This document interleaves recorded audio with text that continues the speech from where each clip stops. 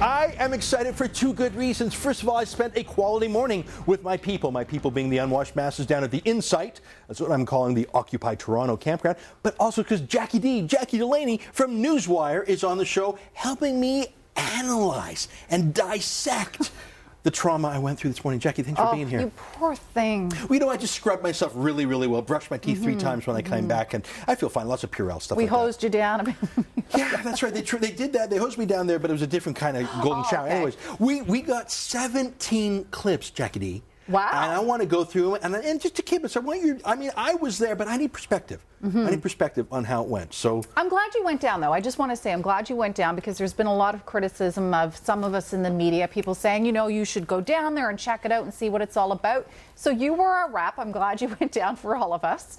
I drive by it on the streetcar every morning, but, you know, other than that. I went down there because I really wanted to see, because it looks really odd to me on TV, but I wanted to meet real people occupying Toronto. So I went down, and here's the first clip. No, I can't go live. I'm stoned. Oh, we're not live. How long have you been out here? Am I allowed on TV? Yeah, you're fine. I went on 4 days. 4 days, and how you doing in terms of supplies? Are you being well fed and well taken care of? Running low on weed. Running low on weed. Wow. I did my best to help him, but I was running low too, and I appreciate this guy's honesty. He had some pretty serious tattoos. I didn't want to get into fisticuffs. Luckily, he was pretty laid back. Is it okay that I call him a loser? Well, but, he's just a winner without any wins. Ezra, I saw this guy last week. He was there last week also? Well, yeah, he actually always lives in the park, okay? That's the problem with a lot of these people. They always live in the park or just on the outskirts. So now it's a cause. So they're in the park all the time, but for this week it's a cause, and he's getting free stuff. And I was going to say, and he's getting feds, and who knows what else he's getting. He's probably getting free smokes, the like. So that's why people like this fellow are there. That guy he had lived a hard life, and I didn't want to get too tangly with him. He was enjoying himself. I moved on quickly to the library. Did you know there was a library? Roll the clip. So tell me what you have here in your library. Well, have a look. There's Marx, there's Communist Manifesto. We even have Obama. So the whole McCain. spectrum from Marx to Obama. They had a library, which I really appreciate. I did not see a single person reading, but I was really impressed with this librarian with the keffiyeh who had gone to such exquisite effort to lay out her communist manifestos in case anyone was interested. Actually, what that was is, again, see, I'm going to have an answer for every one of these people. That's right here, Jacqui. What she actually was is, rather than have to clean out her garage and have a garage sale to get rid of these things, she's like, wait a minute, I'll just carry all my junk books down to the Insight. So that's her reason. You know what? That's a great point of view. She was extremely earnest. She wanted to show me every I would be too if I was trying to get rid of all the junk in my garage. That's right. Well, now, there were some folks there who were trying to I found one guy said, well, tell me the whole process here. And he had committed to memory in a form of rhymes. He just had trouble remembering it. Here's what he told me. I was really rooting for him to remember it. The group right now, it's in its forming and norming stage of each group. When it comes together, there's a bunch of stages, right? There's forming, norming, storming, performing, and adjourning. That last one didn't quite rhyme, but forming, norming, storming, performing, and adjourning. I don't know what stage he was in. What do you make of that? Okay, now what this fella is he's a guy who... That's on his lip. He did have something on his lip. I can take that out for him. I have a pair of pliers. But you know the whole hooked on phonics, and then... I think that's what it was. I think he was on a school assignment, you see. So his teacher said the best place for you to go is go on down to that Occupy Toronto thing and recite these words that I give you, and don't come back until you can recite them all properly. I was hooked on a little more than just phonics. You know what? I found one guy there who knew me by name before I introduced myself, which, could be really, really friendly, could be a big fan, could be a stalker, could be someone I've met on a dating site. I have no idea. So it's just sort of a man-to-man, just buddies kind of site. It's completely asexual. He really, really knew me. He knew me. He knew He knew me. you. Let me show you what I mean. Okay.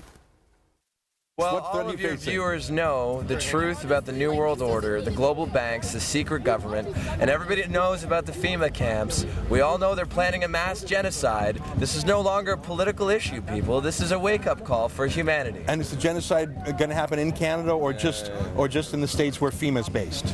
Well, Ezra, if you want to dick around about something this real, then you need to reinvest your commitment to humanity. Okay, but I asked you if you think violence is ever necessary, and you said we have to face the threat. Yeah, well, no, I said we have to be able to acknowledge the threat that we're facing. And so I'm sure you can relate to... I'm having some trouble relating, I gotta be honest with you. Really? As a Jewish man, you have trouble relating to trying to prevent a Holocaust? I don't see a Holocaust imminent, at least here in Canada and the States. Do you? Well, you know, back in Nazi Germany, before they invaded Poland, there was a guy that went around trying to wake up the masses saying, holy shit, guys, there's a Holocaust coming. Yeah, you know, sorry about the language, and I should the say, spit. Did yeah, that the land spit. on you? Yeah, that's what the scrubbing. I took a tetanus shot before I went down there. The word shit will come up several times in this program. I apologize. By the end of it, I was so immersed, I was getting caught up. You didn't even notice it anymore. I started to swear a little bit myself.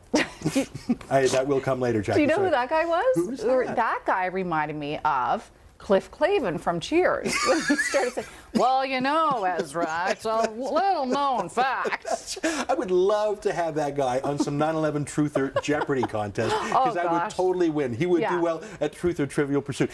We've got it. That guy, though, started getting revved up. He was telling me about... Well, I'll just let him phrase it. He, well, you know, actually, the next clip is I heard some buzzing in the background, and it wasn't just all the Tylenol I was taking. I said, those are big power generators. These guys weren't just camping out. This wasn't rustic. They had generators. They had porta potties. This was a high-priced camp out. And I asked, where did the generators come from? Here's what they told me. Can you tell me who provided those generators? They're pretty expensive. Who paid for them? I don't know that. But we've had many donations from all around. How do people donate? They come to the park and they drop something off. Are any labor unions donating? There are some labor unions. Which ones? I'd like to talk about yesterday about 5 kids. She'd like to talk about something else, you know, I'm sure very she would. grassroots. And that's, I mean, a generator, those aren't cheap. People just drop them off apparently, and it's all very spontaneous. Did that ever happen when you go camping, that people just drop off generators and porta potties? No, and you know what? It reminds me of a girl that we had a clip of her on Newswire earlier this week. She was talking about how when she took the cab to the, yes, you heard me, when she took the cab to the protest, her cab driver wanted to support her, and he wouldn't take her money because he was like, I can't take the day off work, like most of us can, to, you know, participate in this silly little Occupy movement. And so I'm thinking, what self-respecting protester takes a cab to the protest? Yeah, was it a limousine? Was it one of those airport limos? I wonder. You know, I want to get back to the weird comment that you know, FEMA stands for that. That's the emergency response. Apparently, right. Yeah, you know, he had some other weird things to say, and I think he's either a cult leader or a cult follower. But I found him extremely charismatic, and I found myself oddly drawn to him. Here's what it looked like when we talked about that. Are you guys slaves like these guys say they are? I didn't say I was a slave. We're not slaves. We're all people. Okay, now you said you were a slave, though. We used to be slaves. So what made you free? What made us free? He surprised me by telling me he was a slave. Are you free now? Yes. What made you free? Acceptance of reality and everything that the human species can be. That is sort of trippy. You know, he just sort of gone on about being a slave, but he was so white, he's pink. He's whiter than the wheat board. I mean, that place was so white. It was like the chess team at my Jewish school. It was so white. And it didn't really represent Toronto. I mean, there were a couple of visible minorities there who I think, you know, I mean, they managed to round up like 2 out of about 100. It wasn't very representative, but he called himself a slave. What do you think that's about, Jackie? I don't know, other than to say I think he's actually pulling your leg. Though, honestly, like, he looks like he's just in it for the joke, and he went home last night to, you know, his $500,000 home that his mommy and daddy own, that he's still living at, in the basement, mind you, and turned on his 52-inch television and watched himself on TV. That's what I think that was. I think you're right. I mean, he was pretty clever, and he's got the deadpan right down. Now, Occupy Calgary, the #1 demand they had is they wanted more condoms down at the campsite. And I thought, gee, I wonder if there's a problem. So I brought some with me. In fact, just to be safe, I wore one when I went down there. Over and so your entire body.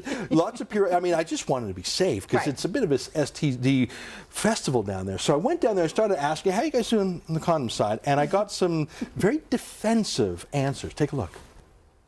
The Occupy Calgary folks say they were running out of condoms and they need more condoms. Are you guys well stocked in the condoms department? Where are you bringing this comment? Like, what kind of comment is that? Like, we're talking about tents and all of a sudden you bring out condoms? That's what the Occupy Calgary folks Okay, but this isn't Occupy Calgary. We're occupying Toronto. So who are you to just like totally are you guys a sex-free zone? Oh, look over there! It's a bear! Oh, look at over there! Are you guys a sex-free zone? Why is that your biggest concern? Well, I'm thinking maybe I'm wearing a condom right now. I'm thinking I might get lucky. Oh my God! Look at this guy's hurt. Get him.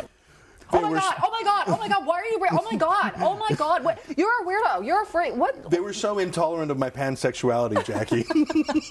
She was very upset with you. But she was very touchy and grabby, and later on, I had an unsolicited embrace from her. So I don't know. Do you have a clip of that?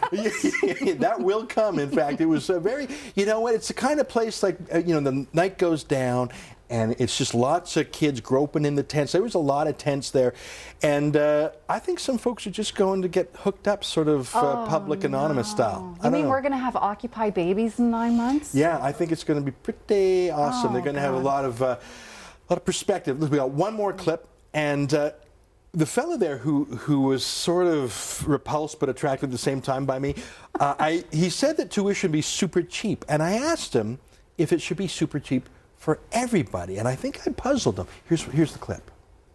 You were saying that $1,000 for tuition is about fair. Do you think that we should subsidize tuition for bankers, for kids who want an MBA degree to go on to be bankers? Should they get subsidized tuition too? You do know he'll sound like does this guy, do you want to talk? Well, I mean, that's an unfair question. That's a loaded question. Because a lot of kids go to school to get their MBAs. I think if you like, can we put a camera on this guy? Retain the corporate tax that Harper is planning to cut, we can redivert that money for tuition. But why should we subsidize bankers to get their MBAs? Why should we pay you the income you get so you can support your children? Well, it doesn't have to be MBAs. It can be all general education.